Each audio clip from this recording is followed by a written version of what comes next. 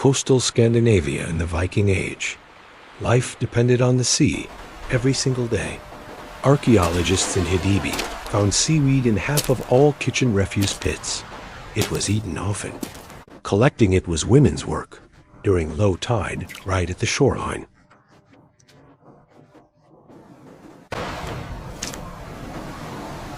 Ingredients came straight from the fjord. Fresh cod cut into chunks 5 to 7 centimeters thick. Brown seaweed washed and sliced into ribbons. Carrot and turnip diced small. Sea salt, coarse. And the water taken directly from the sea.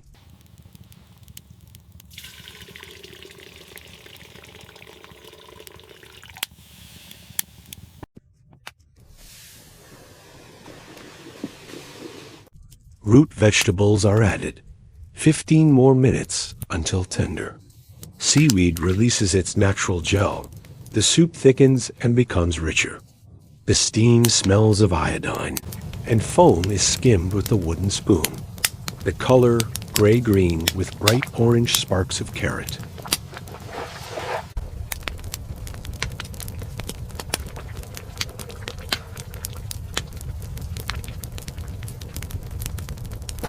The hot soup is served in clay bowls after sailing. In the Saga of Egil, it is the food of seafarers and warriors. Remains of sea plants appear in 70% of coastal homes. This wasn't ritual, it was survival. The true taste of Scandinavia: salt, iodine, and the wind from the ocean.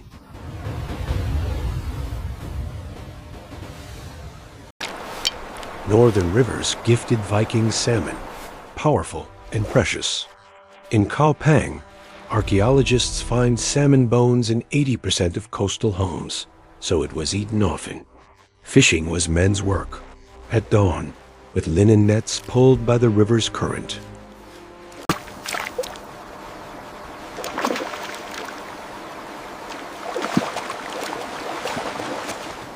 Ingredients came straight from the river and the coast. Fresh salmon, cleaned and cut into thick fillets. Sea salt, large coastal crystals. Dill, green and smelling like summer. And juniper for thick, aromatic smoke.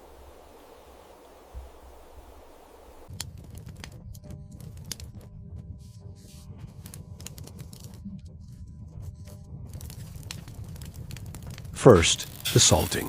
The fillets were rubbed generously with salt, and sprigs of dill were tucked between the layers, green on deep pink. Nearby, juniper branches smolder, the smoke hanging low like morning river mist. Cold smoking, 6 hours at 60 to 80 degrees. The fish goes onto a rack of willow sticks. The skin slowly turns golden. Fat drips onto the stones and sizzles. Dill sinks into every fiber. Smoke swirls, as if guarding the river's secrets. The salmon becomes ruby pink, and the skin crisps beautifully. This fish was served at feasts and carried on long journeys. In the Saga of Grettir, it's the food of warriors and sailors. Traces of smoked fish appear in 65% of burials. Not magic, a way to save life and flavor. True Scandinavia, river, smoke, and the scent of dill.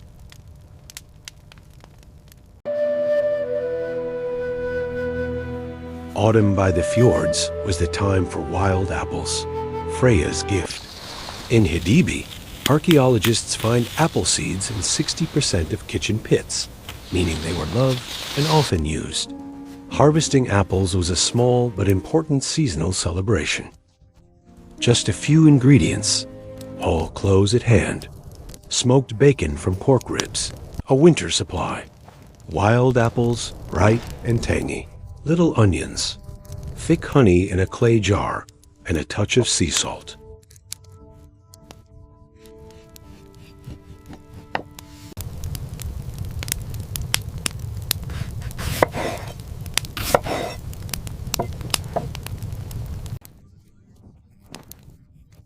On a hot iron pan, bacon is fried until crisp. The fat sizzles and becomes tasty cooking oil. Onions go in, turning golden and sweet. Apple slices follow. Just 5 minutes to soften. A spoon of honey turns everything into a shiny caramel glaze. It simmers for 15 more minutes. Apples melt. Bacon stays crunchy. A pan over fire. The heart of Viking cooking, where stories begin.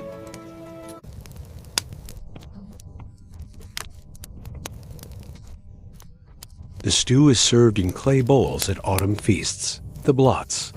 In the sagas, this dish is a generous gift from the gods. Traces of honey and apples are found in half of ancient cooking pots. A true northern taste, smoke, sweetness, and the forest around.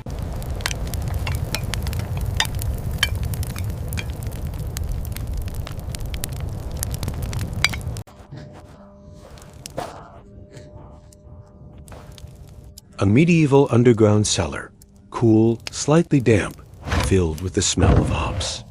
This is where dark beer was born, real warmth for long winters. Archaeologists in Kopang found barley and hops in nearly 7 out of 10 barrels. It wasn't just a drink, it was the soul of every feast.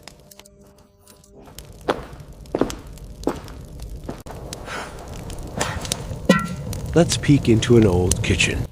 A whole farm chicken, big, juicy, about 1.5 kilos. A liter of dark beer, foamy with a slight bitterness. Wild onions, a couple of garden carrots, sea salt, and a pinch of juniper berries for aroma magic. Everything local, grown nearby.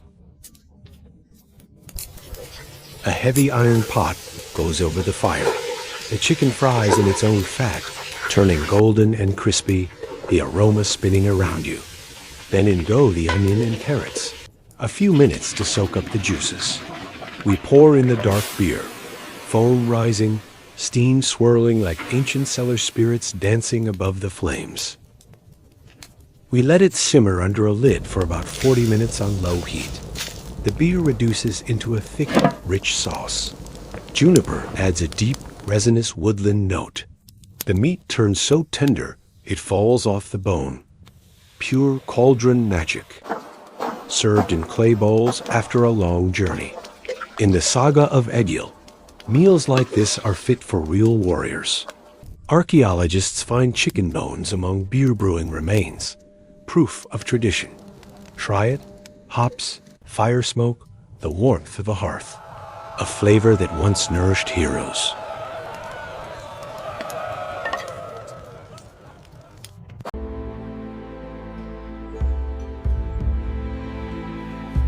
Spring in the northern lands, the season when nature wakes up.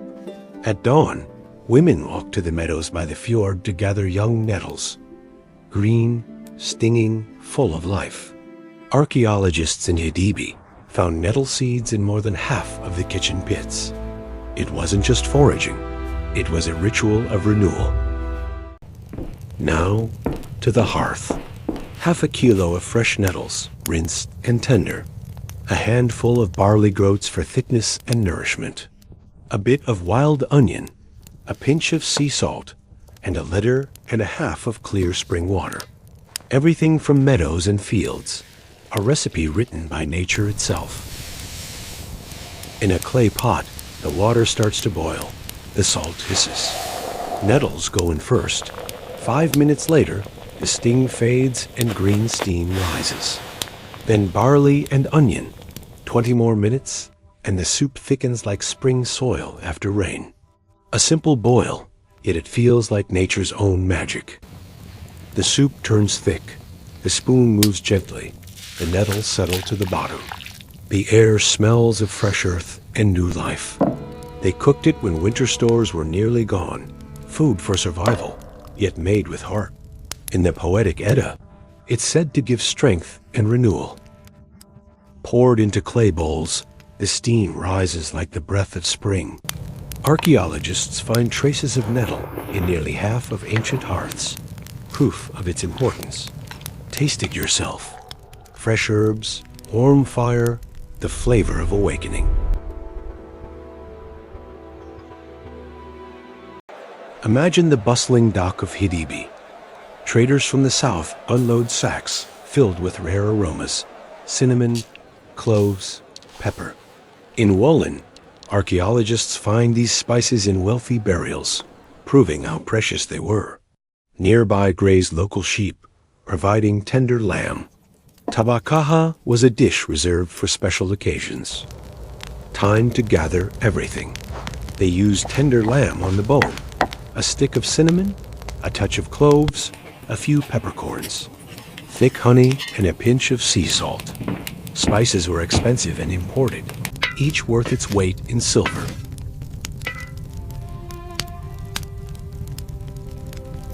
In a hot iron cauldron, the lamb begins to sizzle, forming a golden crust.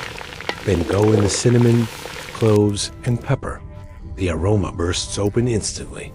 Honey and salt follow, slowly caramelizing into a thick, fragrant glaze. The smell alone could bring the whole household running. The cauldron simmers on low heat. The meat softens, the spices infuse every bite, and the sauce thickens into a dark, spicy sweet glaze. This kind of tabakaha appears in the Saga of Rolf, a feast dish for merchants and great gatherings. Traces of spices are even found in ancient cooking pots, a rare discovery. The dish is served hot in simple clay bowls. The taste feels like East and North telling one story: honey sweetness, deep spice, and tender meat cooked slowly over fire. It's more than food. It's a journey through time, where the scents of faraway markets blend with quiet northern shores.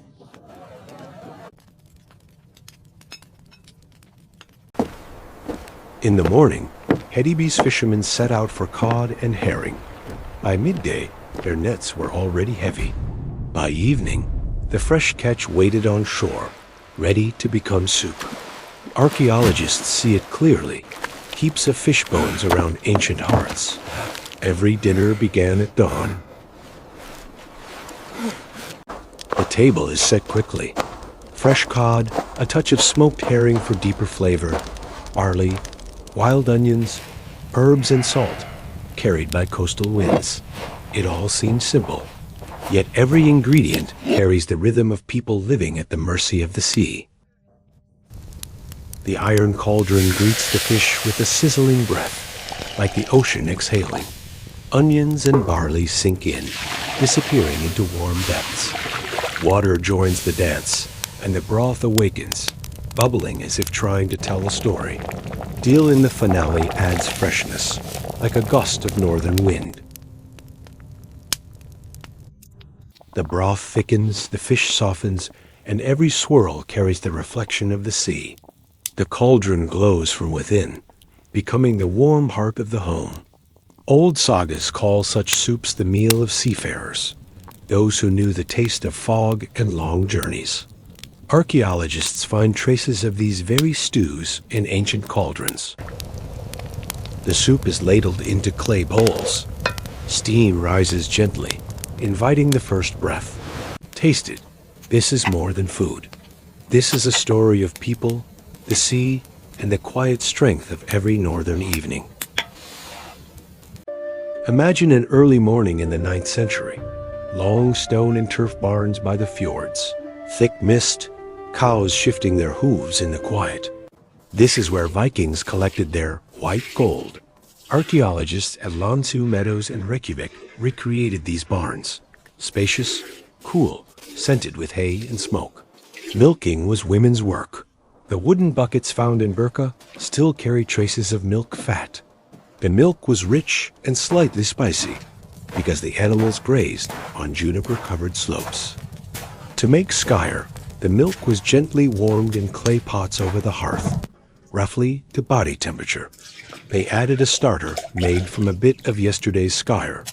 It was a simple method, yet archaeology is precise. Lactic acid bacteria like Streptococcus and Lactobacillus did all the work. They hid the pots in the warmest corners of the longhouse or wrapped them in wool. After a day, the milk turned into thick, dense Skyr. Then it was strained through linen cloth. Traces of such fabric are still imprinted on the walls of vessels from Koppang. Fresh Skyr didn't keep long. so it was packed into oak barrels with tight-fitting lids. Such barrels were found in Burka and Greenland. Inside them, archaeologists discovered hardened layers of protein. The barrels were stored in icy cellars, pits cut into permafrost or deep snow shelters.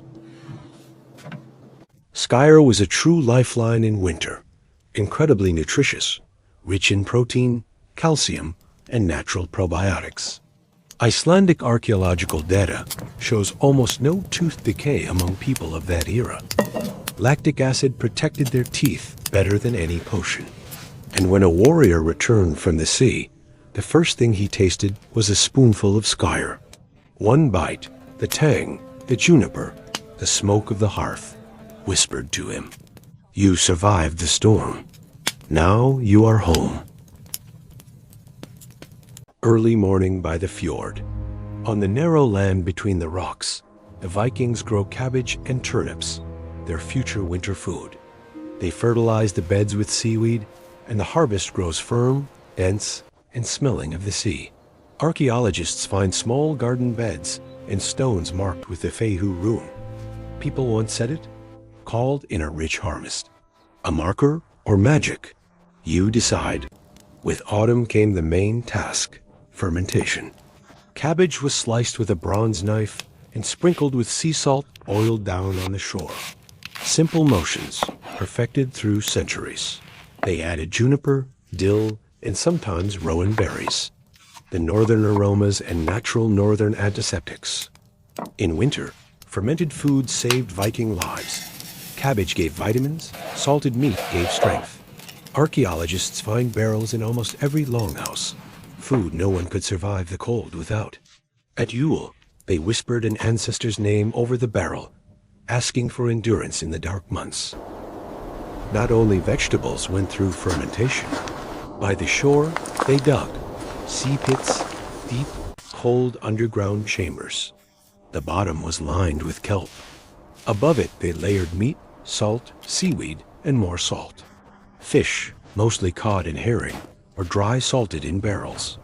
The sea's cold kept a steady 2 to 4 degrees, and after several months, the salted meat could last for years.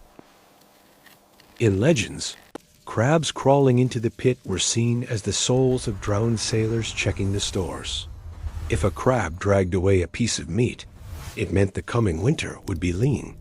Archaeologists, however, find only their shells trapped between the layers of salt. When winter arrived, all fresh food vanished. In the longhouses of Burka, in almost every second building, archaeologists find traces of barrels filled with salted meat and fermented cabbage. These were the provisions that protected people from sickness, hunger, and despair during the long northern nights.